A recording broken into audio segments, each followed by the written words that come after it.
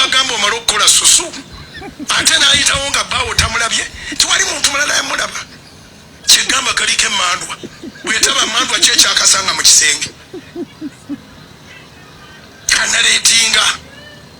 abooga mukiraba eri ku siini tena kyabadde ezi ne bakagamba naye ddala tomanyi mulago imajensi na siini tobirawula nekaddayo emugeya nakakyasirise kajja kujjayo omutwe emizimu givaayo mu sizonisi kale singa ono aboogabooga asirikako bandirowoozeza nti wamagezi waliwo n'ababikwasa Katonda Mungu ate tebakozesa nti Luganda oba nti oba Katonda bagamba Mungu n'akinkwasa nze nakimpa ekyo kuba omwana oyo njagala mutwala Egypt bamuteekemu akuuma kali ke bassa mu mannyo akabala emyaka naye mwana muto alabika n'okulabika obutabulabika nebyakola byonna byakito sikandi ezeetoololwa ku mwana oyo alina boyfriend e Canada alina simanya TikTok omunene alina akuba ebifaananyi muganda wange yalwanirako omusajja mwana muwala Lydia Jasmine the beautiful original masterpiece of a woman atuse mu the first ever Lydia Jasmine live concert gyatumye first born atanzibwako ngarumu match quarter africana ono simusikako ono wa bairo kirikavian fresh banange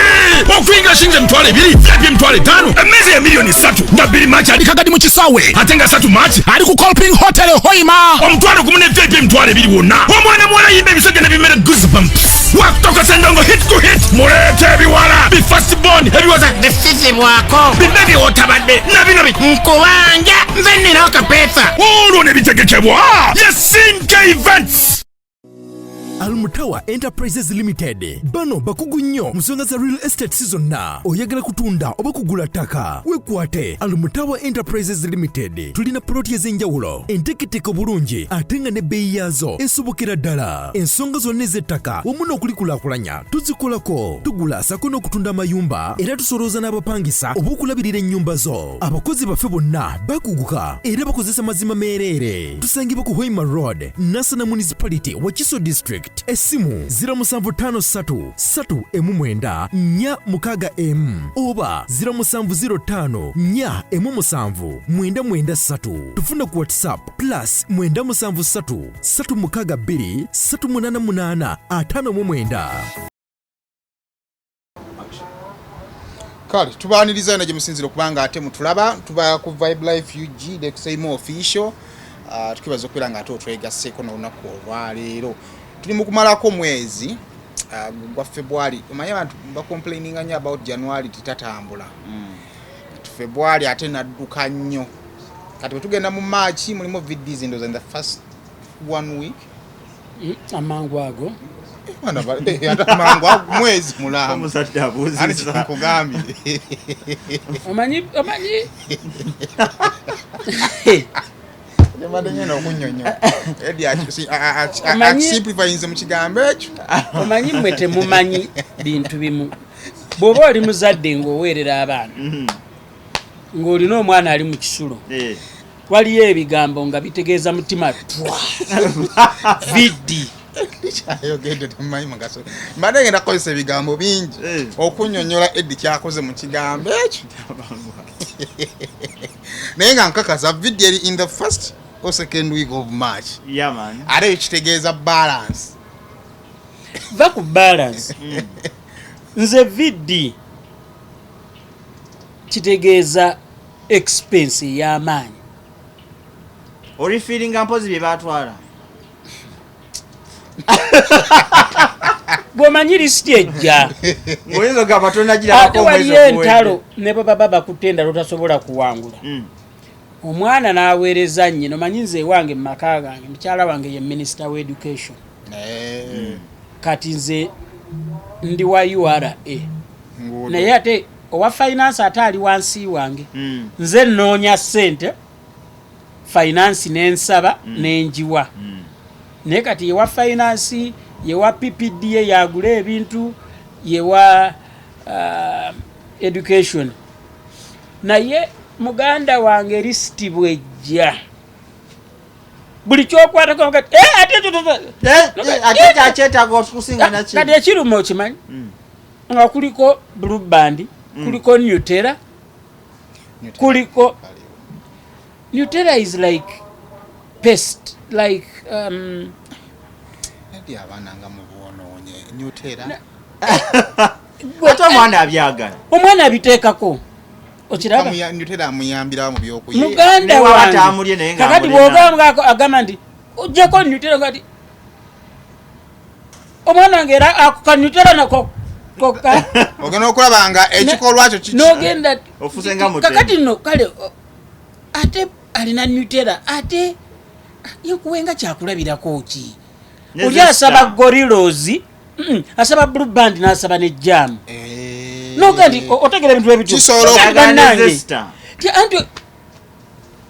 gwe tokyusaako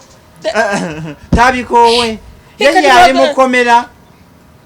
ne nogenda nga buli kyosongako bwoti bakulaga ti ati ekyo bwokijja kati obuzibu buzze gye weeyongera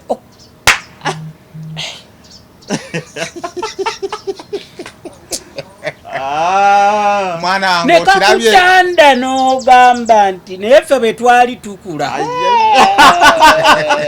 ffe nga tetwabikozesa eyo statement sebo eyinza n'okwekanga nga you have to withdraw the statement or apologize no gamba tebiba nti mu bukambwe buli muntu alina sebe engeri gyakwatamu obugonvu bw'olujegere gemaanyi gaalwo kati nze bweyogera ekigambo omwana okuva obuvi mu P7 okudda mu S1 expense ebeera awo teri kyannumanga muwala wange agenda kati kumala Makerere bwe yali ava mu S4 same school agende mu S5 same school list olukangaga lwe bampa nengati naye bannange just last term yaliwa mu ssomero lyerimu akyusa kibiina 4 to 5 kiki ekiguza bino byonna olwo ng'omwakuli eno omwakuli eno mufunze nga bakuwanga minisita akuli eno n'omuntu wa bulijjo akuli eno bw'onyiga wano ng'omuntu wa bulijjo akaaba bw'onyiga wano nga minisita akaaba bw'oddako ekitako ng'ono akaaba bw'oddako ekitako ng'ono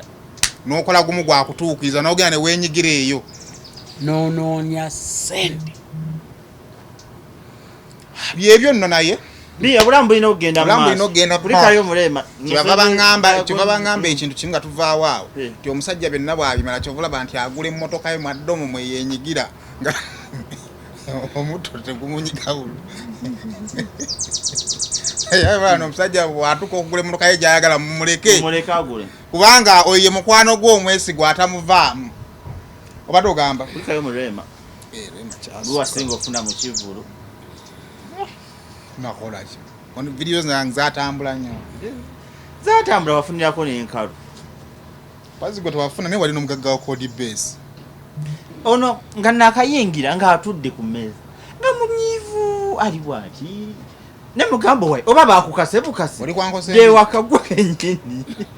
dewaka munzije mu mboozi yammwe simo nga mukambwe ngomanyi nga omukazi yakuleese mu bintu nga byabakazi nga tobyagala nga bwali munene agenda natandika okukola mu interviews awo ensanyukira nga ntandise okukola ogwandeese zinazikola akoze kuituusa mukola agenda ewamuza akola interview agikola teyagituuka wakati n'alugjako akapapula amuzanga bw'otulaba nze mbakiikiridde ndowooza twokereyo wano dokita nti abeera ne kashi akakadde omukulu mbu yajjako 3 n'agawa mutabani waagala baŋŋamba 2 2 yakwata 3 n'agamba apadde 2 ate nga balina okugagabana bonna naye yababba naye nziramu okulaba Saimo ng'azina amazina akutinako okunywa kati gasimanyi lwaki azina omwana ngamba luvanyuma tisanyima bamuwadde sente kamba gambe ye kino ebimunze kubinjagaza Uganda Uganda yensi omuntu agenda out nga talina nnusu naalya nanywa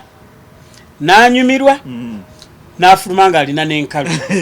nayenza okwawukana kunaba najja ne sente zange mmeka waddayo na mmeka kubanga kisonyo wembalamu awo Uncle Cindy wali mu mukolo ogumanyi natumye enti z'enkoko eyo za mirundi ng'esatu era wabawo ku video ng'ozirya kati watitumyanga n'ovaawo ku mmeeza n'ogenda ozirire tofaayo gyali mukaaga egumu kitundu actually ena kitundu menu bagituwa mukaaga times 6 no it is gyali gumu kitundu times 6 gibeera mwenda ndowooza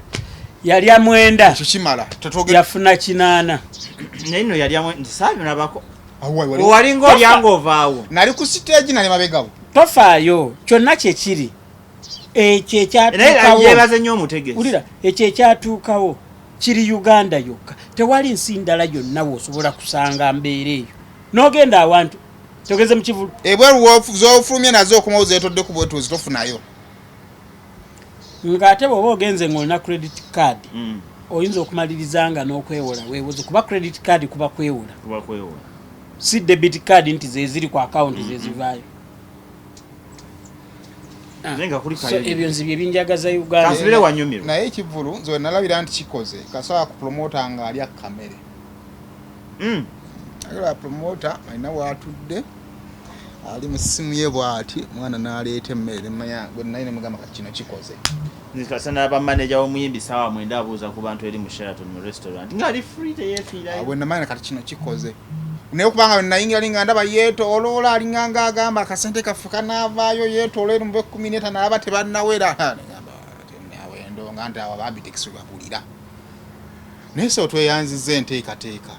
mwebale kusiima era tuba tubuuza kati kivuvulu kikyo ddamu okugula osiriko bategesi babivulu omanyi endongo ye Uganda omanyi endongo eno ogiraba si nyangu ate teri bantu beereetedde buzibu ng'abategesi babivulu omanyi abategesi b'ebivulu abasinga basiru sikirumamu naye balowooza mbu bagezi nnyo naye nga ku nsobi kwe batudde ku mabanja kwe batudde kwegamba naye nga amabanja agamu gajja out of their own mistakes and ignorance teri kintu kireetedde bategesi buzibu nga show mukaaga n'ategeka Sheraton n'agenda wano n'agenda kayunga mbalala nzija ezo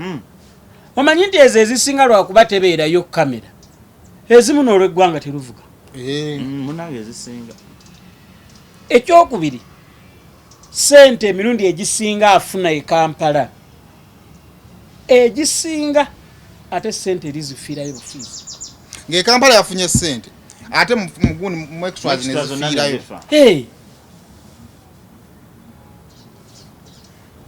omugezi tegeka Kampala maybe n'awalala awa weweekakasa bwe waba awaayagala gwakujjemu etezo saa zino Rema ali mu melodies agitunda w'ogigula ibwogigula bwebanga sente ezigigula ozirina by the way it was very expensive gwolowooza nti bwe mu stage kusaaga everything about that show was expensive but the good thing at the end of the day people got their money's worth kati ka idea ke kisenga ani nedirani yakaleeta amusa ekyo ekisenge idea ya Rema kennyini mwana yagala ekisenga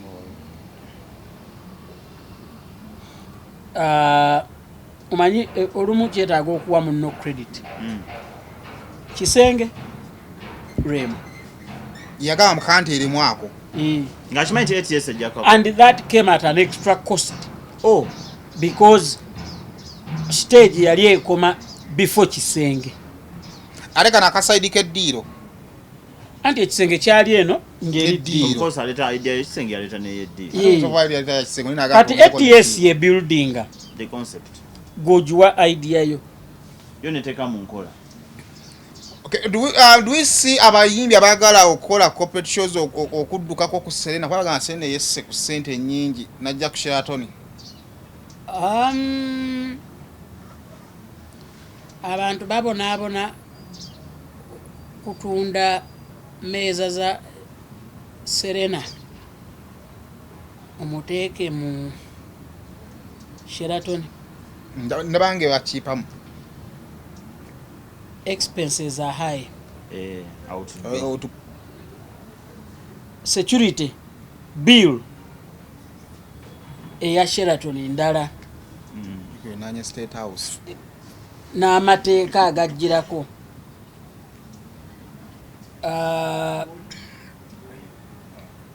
kwamba si byangu you really need to sit down problem endala eriwo abantu baffe bakukutira awatagasa kukutira bakozesa abantu because they are close to them even if they are not very okay upstairs umanye yensobi tugikola nnyo Okolot. nga bwolaba omuyimbi abeera n'omuntu amuli okumpi ng'omuyimbi at least asobola okuwandiika erinnya naye ng'ate amuli wano ye tasobola nakuwandiika linnya lye tebagala nnyo ababawuliriza n'amuteekako ekya manager Olinga yayita na manager. naye mugambe bugambe nti kiwandiika Oga manager balesa otuwandike title yo ku title amanya go title namba y'essimu ojayo nendaga muntu otuwandiikire nini Oli gwe twatwalira sente nga yawandiika receipt nga ate yabuuza wa spelling erinnya lyange litandika litya sente tuzirimeka baziwandiika batya ng'omusajja yaŋŋamba spellinga erinnya lyange ne sendi nakispeling ng'akola ate received from naye erirye olina oddi mu spellingira omuyimbi we w'amaanyi omuyimbi we gwa managinga w'amaanyi oyo ye muyimbi yennyini emiyimbi yenyini yazeekwatira manager naye nga abalabi ba Saimo official ne Vibe Life UG nze sijjako wakubeebaza ku lwa kampuni gye nkolera gye bayita West Records mwebale nnyo okujja mu kivulu kya Rema n'ab'e Masaka thank you it was massive Masaka babakolera very bakakuba babakolera VIP show naye ali VIP show for the first time e Masaka okusinziira ku Dr. Kwef eyali MC yagamba talabangako ku concert eri organized bulungi Masaka nga Melodies of Love kigambo omuwa balance nanga yanyumiza incidents lwakuba ebintu ebimu omuno omwogera kikyalina maanyi gagobagana n'abantu ngobaganye nabo ebbanga ddene n'okusanga omuntu n'anyiiga nga akyali eri olukulengera wano n'atsaako feesi esiibwamu waliwo omuyimbi bamanerenda baali bamubanja kakati Maria Fureri n'akantu rooms ziri eno waggulu kati wano wakati waliwo ekibangirizi then stage eri eno ng'omuyimbi agamba bw'alinnya ku stage teri muntu asobola kulinnya ku stage kukwata muntu nga manerenda ne poliisi bo bagamba eki wano wakati we tumukola ki wakati wawaasula ne stage nga bo we bali kati ne wabaawo nga bw'ogamba nti omuwulutanya n'omumizi waliwo ebitwe bye bakompeyaringa ennyo kati ng'omu ali eri mu ruumu bano bali wano bamulindidde wano kazinga kyano waliwo omuyimbi omulala saawa 4:00 nga sound tennatereera ate etereera automatically weegaanira okutereera ku 4:00 omanya litetereera oyimbira obuyimbizi okitegeera but wano zagenda okuwera saawa 10 nga maestro emaliriza sound check ate ye jeje sound yeyiye front of house yagimala ku ssaawa 5. Eno tuli ku Sheraton ng'emmotoka etwala ebyuma ekaaba eyita mu Lwera. That was the level of organization. wemanga nabe masika mwaba washun umaye bantu batera nnyo take obudde mu first show sheziddako netulaba akato for the first time omuyimbi yagenda ne costumes ezenjawulo nga tazizzeemu nga tazeseza Kampala naye nga ate naziri nnungi ate maleka yina engoye ze nnyingi waliwo omuyimbi yagenda n'ajjira mu jaze yasema n'ayimba naye kati nomala omutegekayo ate na mukazi bamunyiigira nnyo ku show yajjira mu ku extra nga walabye yakuba e Kampala ne Kibooga teyali yasena yali ya Cranes jazz ya Cranes eri bagendayo kuyisa buyisa budde bamunyiigira kale wonno tugenda kuva omwezi guno gubaddemu ebintu bingi nnyo nyina big kano kanana oyo nana habo mouthwash amanya gagukuluma agavaamu omusaayi olira sayidi emu byonna nana abajja kuyambako ate ensonga ebirenge etambula bulungi kataba ku site shot etandi nzimuna ne kamera teteekako binenge gye bikwatagana naffe tukyabuliddwa obudde to find out naye kasita nana tabaako kamera kyewuunyisa kakali guno omwezi bane gubaddemu ebintu bingi nnyo mwalimu Pretty Nicole mwalimu omusumba bujinga amasasi twali tugumaliriza ate era omukulu w'ekika ky'endigalwa omwana akubwa amasasi senga nantumya avudde yawo n'akaaba Mako yamubbako peegi senga nantuma namulabye Mako yabinyinyonyola ku kivulu kya Remaawo buli omu bw'omuwuliriza aba ne point Mako ye yadda mu kya case Mako gwe baasiba na case Mako ye kansala we Kayunge naye abeerayo ddi kati wetwogera Kayunga nomunange nedda mulimi w'amaanyi alima embizzi eyo nnyingi bulala embizzi alima nnime andi weziba nzizo zisukkawo bungi ziringa ezawali amannyo gakuluma gaaguba oliisa ludda lumu gakunyenyeera bw'ossaayo ekyokya oba ekinyogo gagasanyalala ebibuno bijja omusaayi galimu ebituli tokyalya nnyama senyesa nana habo mouthwash gwe tukomezzaawo mu ccupa empya enyigiddwamu ekigambo nana wansi ne mu mbiriizi kakasa nti alambiddwa bw'atyo gwe bakuguza musange mu supermarket ne famasi zonna era yawandiisibwa National Drug Authority.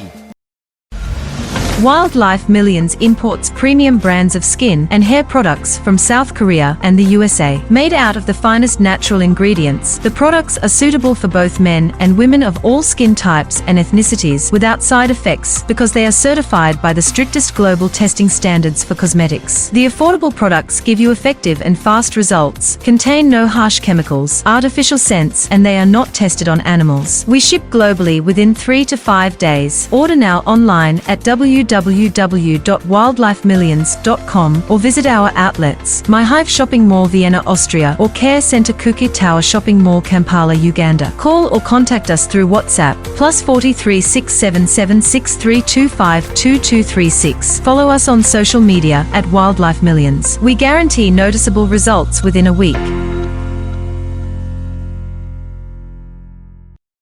Masaka kusaza kati ziba balima nnime waliwo awo balima embizzi Masaka waliwo omukyala gwe mwayogerako enkoko si musanyufu era edi tugenda kwogeramu off air gwe twayogerako enkoko nti alina faamu y'enkoko oli n'agamba enkoko nnya teba faamu mukambwe nnyo alina nkoko mmeka naye sijjukira kwogera ku muntu wa nkoko nnya ati oyo ekiyinza okuba nga kimunyiiza nedde ekiyinza okuba nga kimunyiiza ayinza okuba nga bambi yalina enkoko z'enkumi ezi ne zigenda nga zifa oba ne bamubba paka ku nkoko mmeka nnya kati gw'osanga omuntu ebbwa limuluma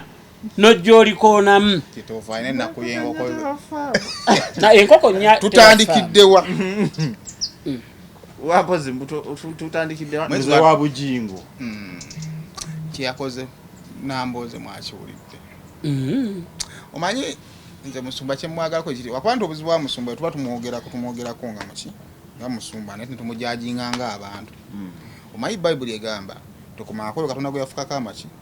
amafuta kati wobona ajajinga musumba ng'omusumba kitegeeza tugwanidde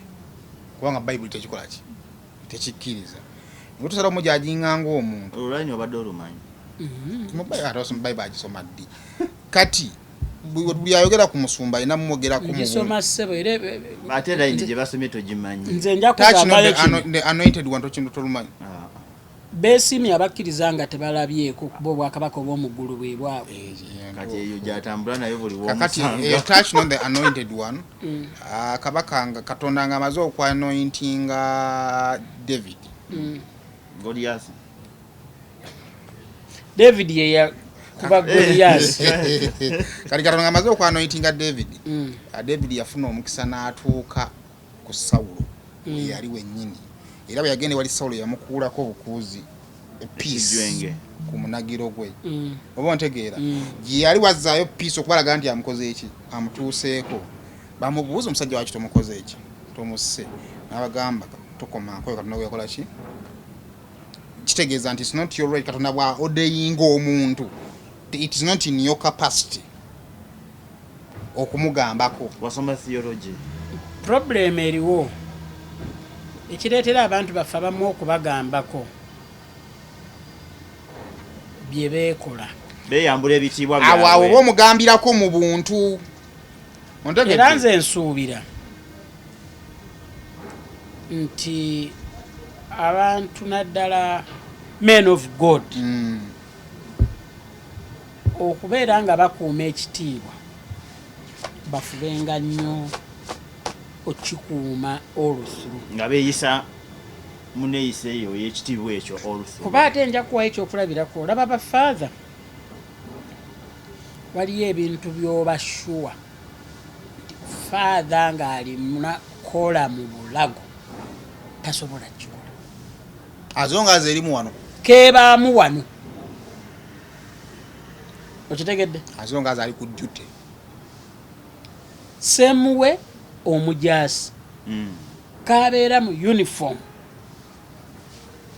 oba owa poliisi so ffe ng'abagoberezi b'ensonga ez'enjawulo tukubira omulanga abantu bonna ab'ebitiibwa naddala abalyowi b'emyoyo walk the talk tebagenda mu dduwa azayise but not azaidu ewaba kiyinza obutapula tekinyumaayo nnyo tekinyumaayo kuba ate tebalina kukola nti onaagamba nti wanaze in private capacity okiraba so pastor gwe twatandika naye naye kyenjagadde omwezi gugenza okuggwako I think kyali ekinene kyali nti omwezi pastor again return ye nga amaze okusimatuka akomawo atya mwalimu oba ye editingemu oba gye oba ontegeera naye yakomawo big better and worse kyeyakoze numbers abantu munaakabateerayo omwana yakampadde wano bannange kampeerezeeko yamulidde anti ojjukira nti no pastor y'omu ku baagamba nti omukadde w'ekkanisa oba omuki mu byonna byayogera she made a mistake emmotoka we yagatta emmotoka eri ku ddwaliro oba ontegeera ne ku crime scene onalebo yalemererwa okumanya nti emmotoka teyali ku crime scene yali ku ddwaliro kati ate n'akozesa theory eyo okudrivinga emboozi okugijja mu bwe yali enyumiziddwa kati ndoza musumba yafunyemu ku budde kabuuga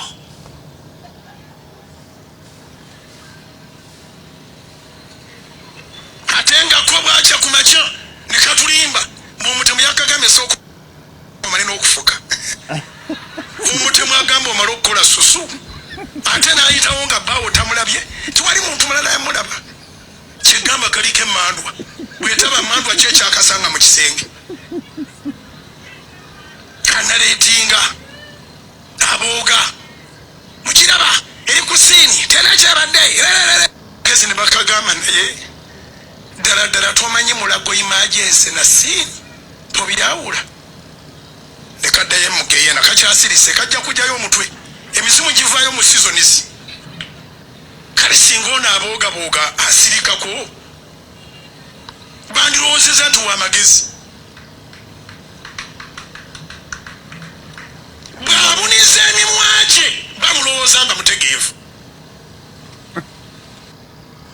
Pastor yajjeko gilavuzi wekiba kikonde yagenze mu kiri professional si bino byakwambala gundi ye mukamwa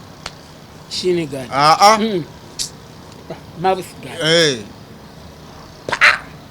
wadde bambi so tugenze okumalako omwezi nga ati Bible ekomye abalina mu ngalo ze buli alowooza nti amumanyi nnyo nga amulina wano era ndowooza tusaba bikome mu February tweyongere kwa leero mulabyeko ng'ali kubanga February nze buli kimu kiwedde ndabyeko ku live ya TikTok what recordingidde nga ali lunch hour nga akubye n'ekikalu kitegeeza nti ali covering nze no recovering life is moving on so tubireke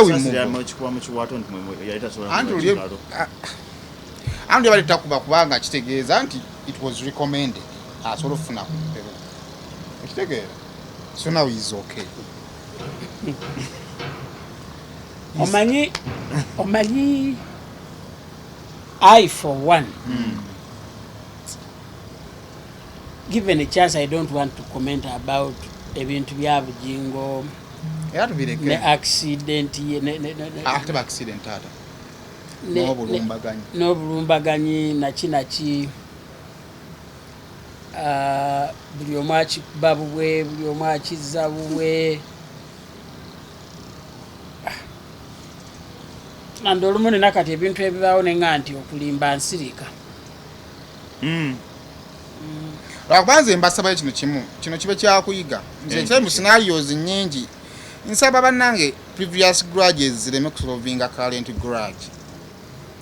Eddu aba yakulina we yakunyirizaako w'omusanga ng'ali wa muvuma totandikirawo muvuma sooka obuuze leero oli eyanvuma luli leero akoze eki ekyo kizibu anti abantu baffe agamba leero nange mufunye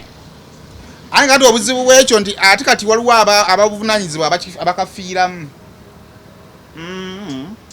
okola ensobi ng'ekyamazima omusajja wamukubye n'ofuna engalo nenoddeyo netunula nga kiwayogedde ekyamazima kifu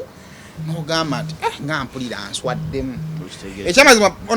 nambooze bwe yeewuliriza byeyayogera ng'ali kusanyuka kiyinza omumukaluubiriza okuddamu wadde bamuvumye asobola obutaddamu kubanga mugezi naye asobola okuba nga tazzemu kubanga ekyamazima ekyokwogera takirina kubanga yalemererwa okumanya crime scene ne emergency ya mulago kubanga nze nange ekyo nasooka kukyebuuza kizze kitya nenzeyo nendaba video nendaba nga nedda mulago teyeetegereza bulungi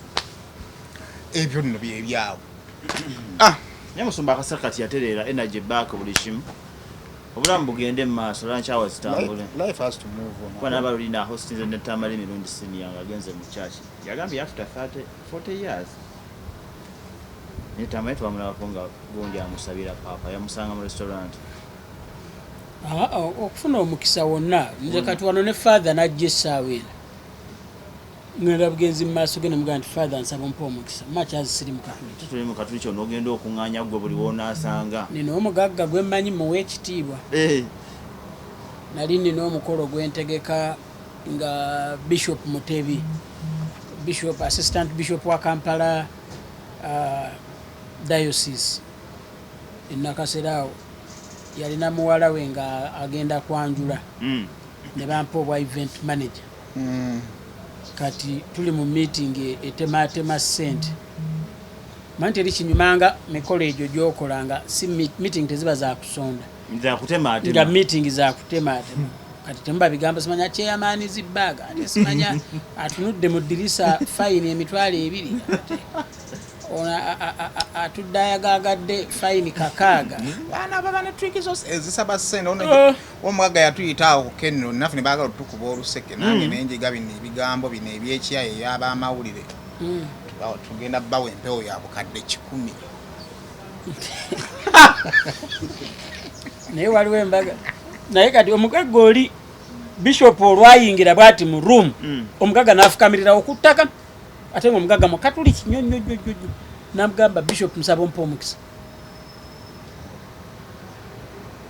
era kati ne bw'aba seeka lwakuba baseeka nti nabo kati naku zino bazibu bakwawe bwakakerera nebbaati afuuse seeka edo waseeka bwajja kwebuti omanyi Uganda ya season okimanyi nti Uganda yatukako time ng'eddagala Uganda likola nnyo mu bisabya Jubilee Park awo kakati time ya Jubilee Park bwevaawo ne baawukana abamu ne bagenda mu busawo Buganda ne bagenda mu bwaseeka kubanga era ogenda omalizanga guziza ddagala liri wasanganga mu kayumba wakwalina baliguziza nga liriko trust nti bajjajja bagambye Katonda agambye kozesa lino nga bwokola kati baseeka bali complicated nga liseeka oba okyali abatino osanga ne Seeka Umar nga his biggest claim to fame is controversy kona nga akyaliyo I think so babayo abo musabira Katonda amukume munna bane yese girinyaliwo naye ko mwana nga agamba nti is recovering but I think he is kwanza we nasembayo mulabira singa ye wakutulabako singa yatulabako dda kazi gwa mu Boluseke ku kitanda ensambya yali azze ku interview awo nga mulwadde yatambulanga nga mulwadde notamusaasira yadde gwo mu kifo ky'omuwaayi yangamba sayimu mmwe mwali mutubeesabeese mukukomera nga mubaweereza n'omugamba tokoma kubyogerako bwogezi naye Katonda esootya Gamba wazuti oba nakusanze ntya nesayimba so mwezi gwegutambudde and Rose Pretty Nicole simanyi Akram wa mwezi guli guwedde wamma Akram kojja wa Pretty kojja wa Pretty wa mwezi guwedde Pretty Nicole yakola ekintu eki yafuukuula emitima gy'abasajja bangi Machazi mwana muto yagifuukuula abasajja maybe abaseebu naye kati abasajja nganza obuvunaanyizibwa omanya omuyindi omufumbo abeera n'akantuwa so obuvunaanyizibwa bagikijoli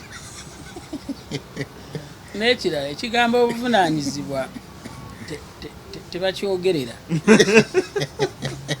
sibyakwetuma kiringa na bino byomanyize ndi musajja mukulu obukulu bwo bulina bweraga bwerazi alobera kumpe onookwata amasimu alo njogera naninze mwami gundi waka mwami yogera erinnya lyo fetugambe tugambo tya mwami gundi saagala muntu ayogera kintu ekyo nze mwami gundi tubuulira amannya tugambe tugambo tya mwami gundi naye sebo abaana bamukomentingako nti alina omubiri Pretty ndoza kuva the first time ye kumawulire omubiri yaguyina anti abantu baali tebagulabangako mu mbeera eno nga bwe yali agulaga owulira bamungu anaakimpa eba abantu nemukozesa ebintu bya Mukama bwakikuwe waliwo n'ababikwasa Katonda Mungu ate tebakozesa nti Luganda oba nti oba Katonda bagamba Mungu n'akinkwasa nze n'akimpa ekyo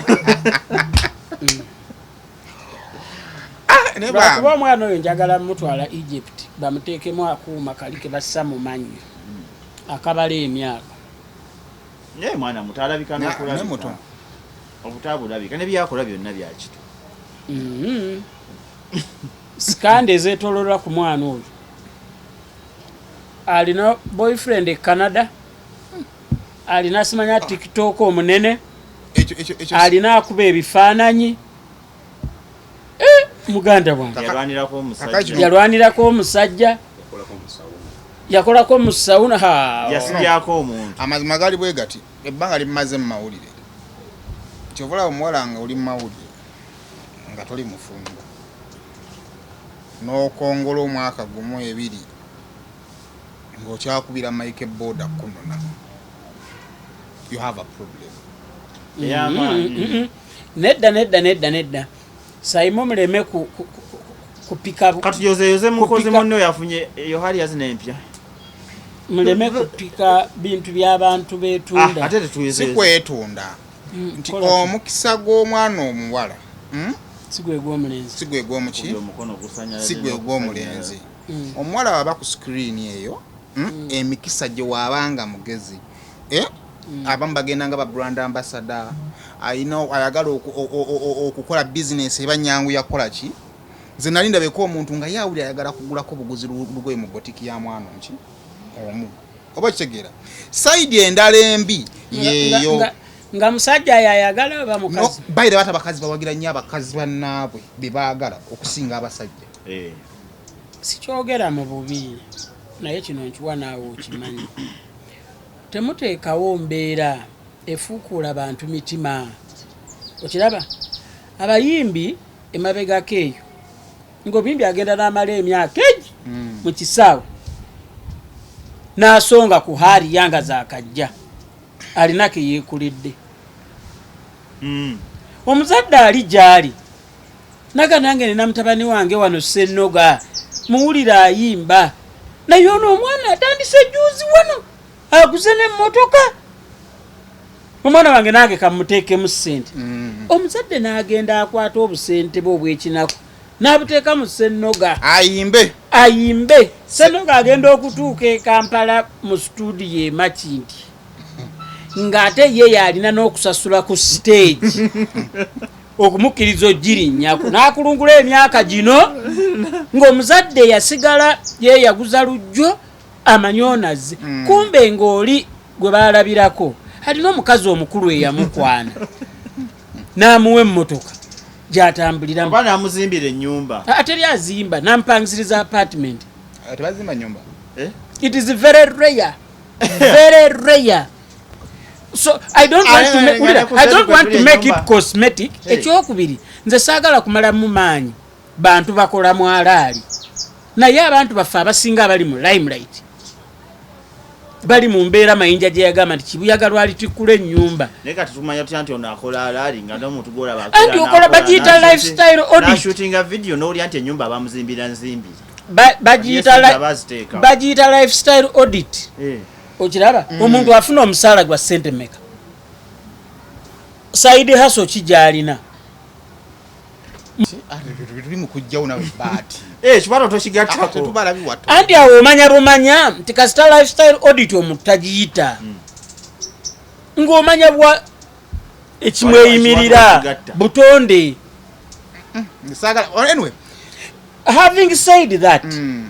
having said that nze sibalinaako buzibu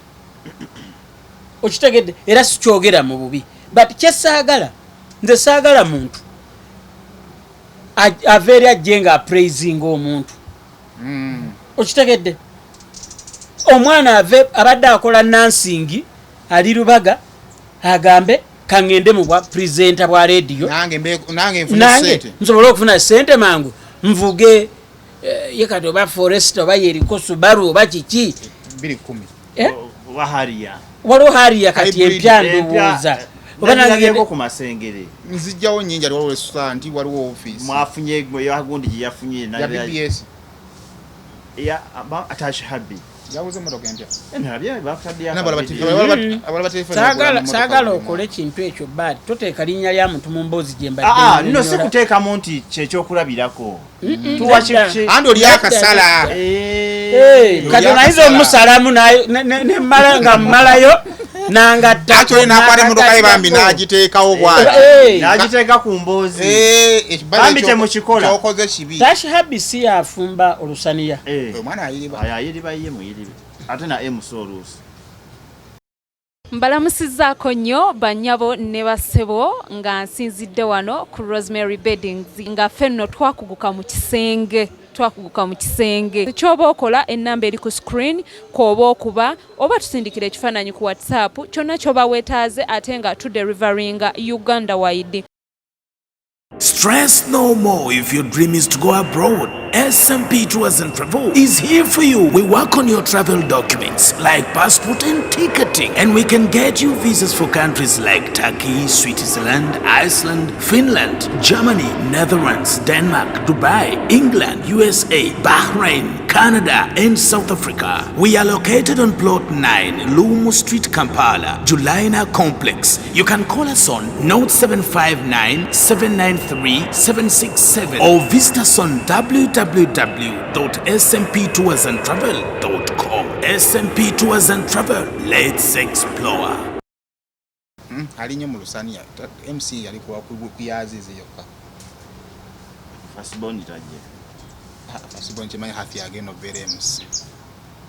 Stage manager tamanambo kubira. Happy powers. Naskeza. Kanada abana ba media balina omulimu gwe batandise. Ndozera na ankodi yakolako nabo.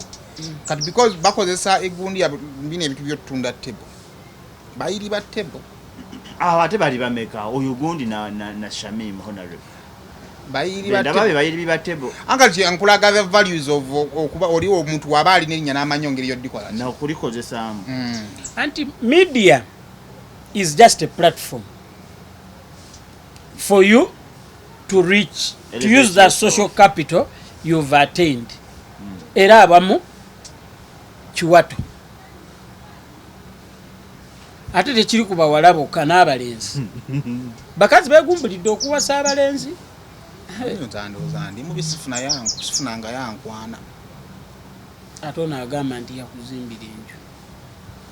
Yali agoba ki? Chichi Chikola bambi. Nemba mutakwata seteze enyumba namba. Mugwe n'okuniguuka n'otandika kwebaka.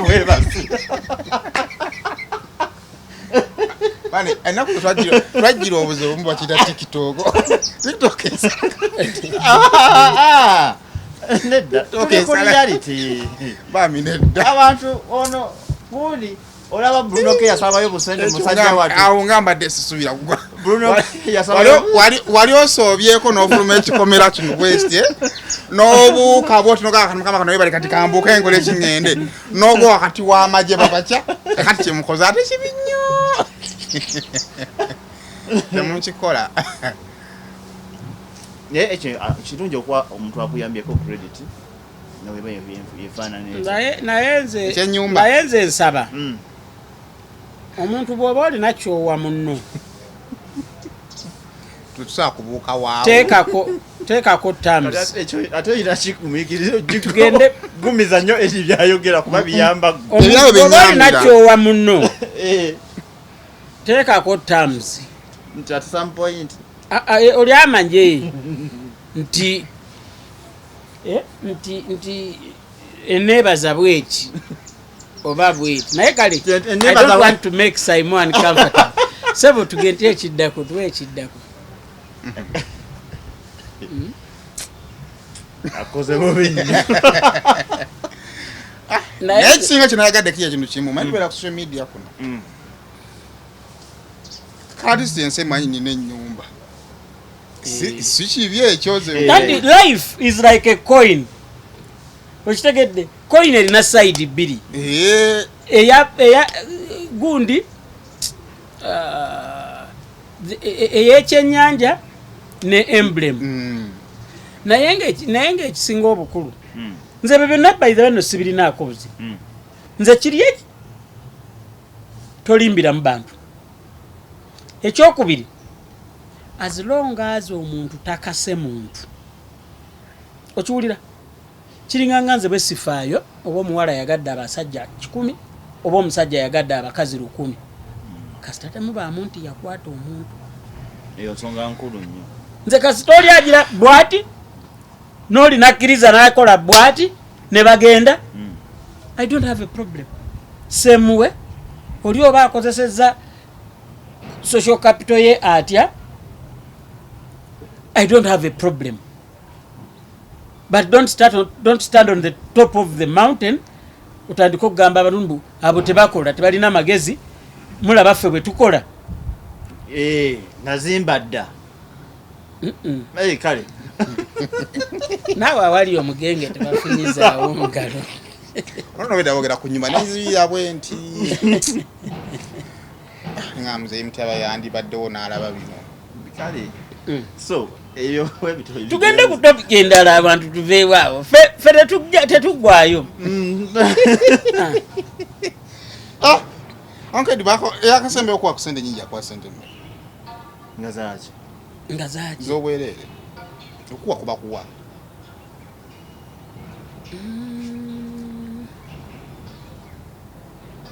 nze kyembalanga sente omuntu nti apadde sente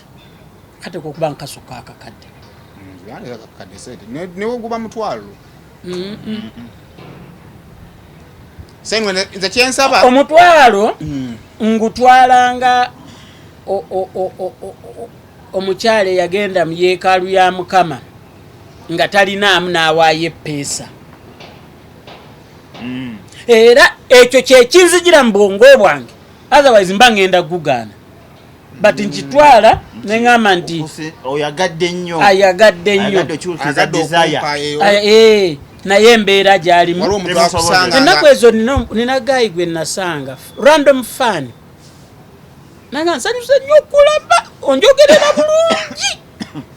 naye embeera yange mbi nagenda nadda ng'afunyiza ekikonde nanga nti akukensobodde naye nenkasabusa mu nsawo bwe nafuna time nentunulamu nga mulimu 15,000 data wagamba funnily enough namusanyukira nnyo yazikuwa kuva ku ro ayanga omusajja eyatambula naye nekakutanda ekyantami kiringa ekyantamya abayimbi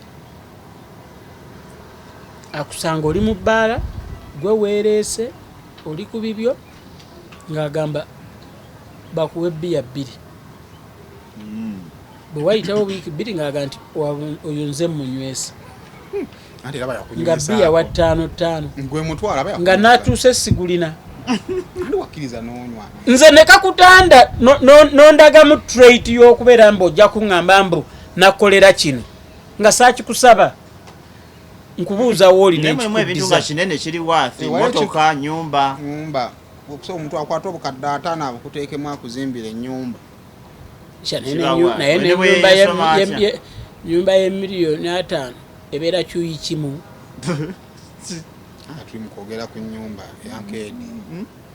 okay anyway naye abanyumba tuve ku ekizimbiddwamu naye the act tutunule ku act ne figure ziba sente nyingi lwakuba ate nze abantu abaali bampadde ku sente ngoba nnina ekizibu azikuwera mu nkukutu takinyumya tayagala nakyogerako eno lwabwa mami is a good person by the way mu bantu bendabyeko wano mu industry muno mama Fina she's a good person okay mumanyiganye no she's a good person so asobola nnyiiga ng'omuntu yenna kubanga ekyo ndabadde takyogeranga ko I think lutasoose okuwuliki kubira obadde olya butaala ngandi eyo ku kyalo balowooza omugagga yayo ekyapa kiri mu mannya gandi gono ate bamuzimbye naye okirina mubamukolera kyokuwezo sente omunangezo ekigambo nti omuntu naga ti oyo namuzimbira enju nze mbambala tutandikira wano mweri akati ntunula omuntu akwata 2 miliyoni n'aziwa omuntu muganda wange aba yeetaaga kuwa kitiibwa so mwezi tubadde ne Gravity awo omuvubuka walabika video k'omuvubuka oli owakakono era bamwita kakono ye kakono ngagamba nti bagamuliisa so Gravity yatwala ettaka wa Bobi Wine yatwala omusenyi wa Bobi Wine minati mekaawo badde ndaba we nakasalira mu Gravity yatwala ettaka wa Bobi Wine yatwala omusenyi ngayagala kuzimba natwala ku ttaka lya Bobi Wine ku gate abamu ku baali balidde sente za Gravity bagambye si trespass simanyi biki muntu asobola lwaki balina kumala kulya lwaki balina kumala kulya to defend the action and acts. Cyane katubo mazo okwekubira bati. Yasemaze. Okay, abamu ku batunulizi bagamba keep it there. Titalina musango gwakoze. Alina cause and agezaako kufuna ttaka. Omu ku balina amataka amanene abaweeyo bateeke amataka newe gali bagansi yonna. Liba ttaka tegaba mataka. Liba ttaka but I know toli Muganda naye tulumekutta lulimi. Ekintu kya gravity ekyo kyonna. Nze I for one nasooka nendooza anti stunt. Up to now njiraba nga ekyali stunt. Kaba ngolabye omusingi oba ngolabye abasawo. Awantu wokka wenjagala era eno statement ndigi withdrawinga bwendiraba ku musingi tu bwendiraba ku musawo. Uncle Eddie omanyi ebiseera bisinga o subscribe ku school yono kakati gravity okumanya ali serious ne gawuni zeddwaliro yazitunga yali gawuni emu nga gravity ya jamba ngabalaga sample nga bwe kinaba abalaga sample nga bwe kinaba omuntu asotunga gawuni eddwaliro nga tali serious okulaga nti embaddi yakwatayo mwezi mulamba tukyanyumya ku ekyo but kinandaba oba gravity gwondaba ndikuwa all the support that I can boli proving anti okoze eddwaliro. 2 nsaba otulageko ku kyapa ky'eddwaliro ekyo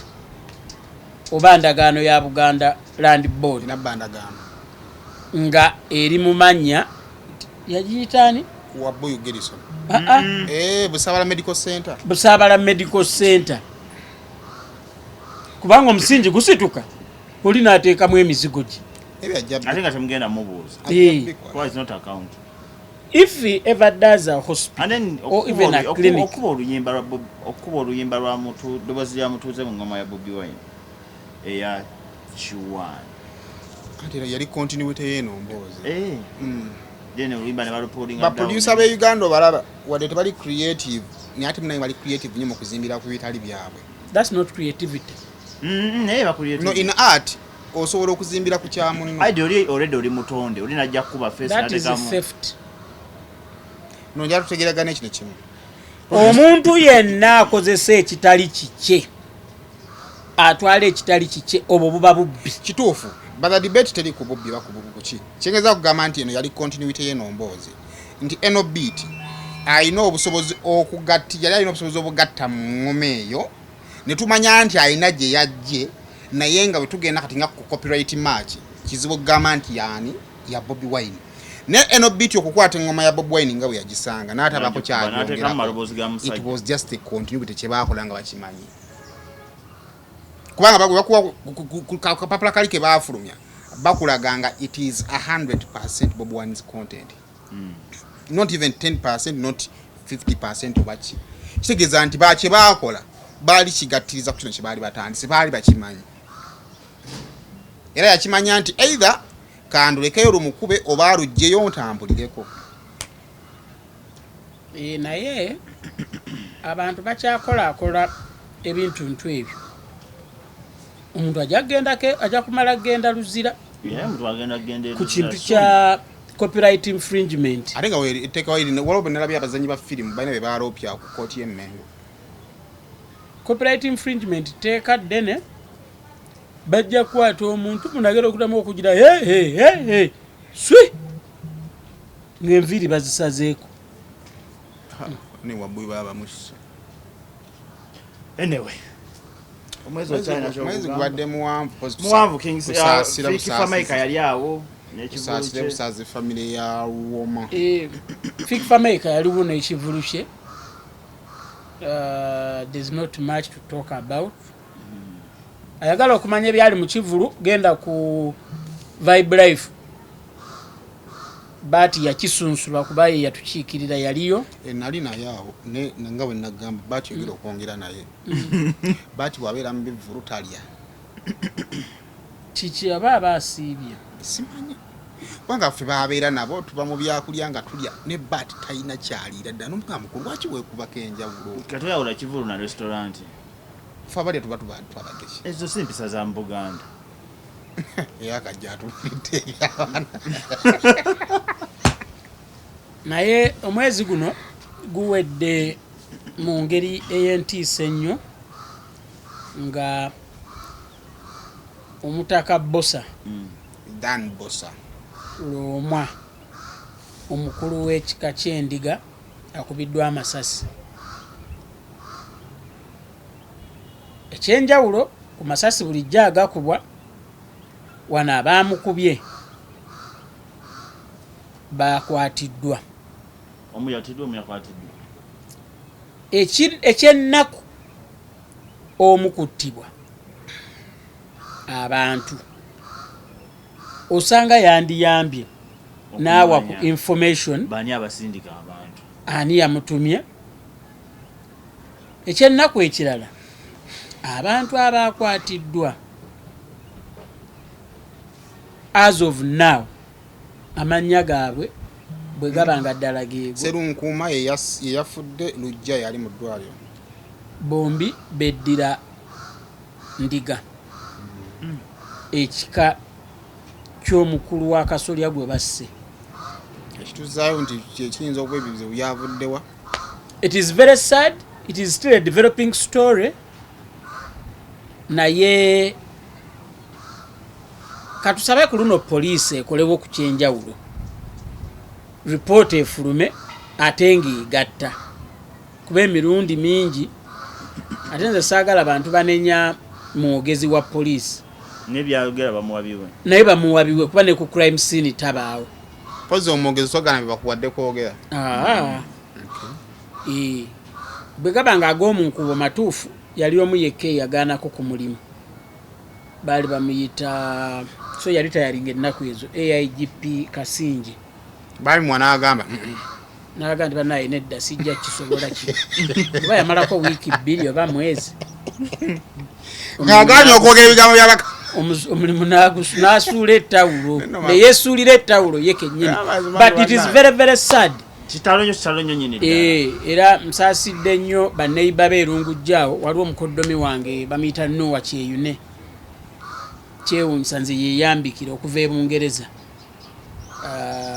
Yawasa mwannyinaze Sara Namutebi. Naye mbandyawo nga ndaba aka message kaliko mukono Noah ng'abika. Kitalonyo. Tulibwako sayina. Tulinde ebirala ebinajja mu. Ono mpoza akola buno ali mukomera. Kabazi kakoza bags ezo nzirina mu size yonna, shopping bags mu size zonna. Ananeze ampeza bino ebintu bya kale bashire clean bo basobola shopping ne kanu kuba tebagala store. Olaba guno mulimu twakumyo bere bottom, why not this one? So gwe nga bw'okaagadde bw'okakola ki bw'okakozesa kati kano kammeka kano kano sijja kaguze jaggula akaneneko kano kakwata muzindaalo nakulangirako naye mugamba akoleyo akakwata omuzindaalo nga kali beta koli nga kakwata muzindaalo nga ko kakwata muzindaalo yamubuuza ndabe oba obuyiiyo bwa bulina ndoza bagenyi bo baati oyo munnamawuli yomukuguba bemutaawa ssente. Okay, Vibe Life mubeere bulungi, Saimo Official.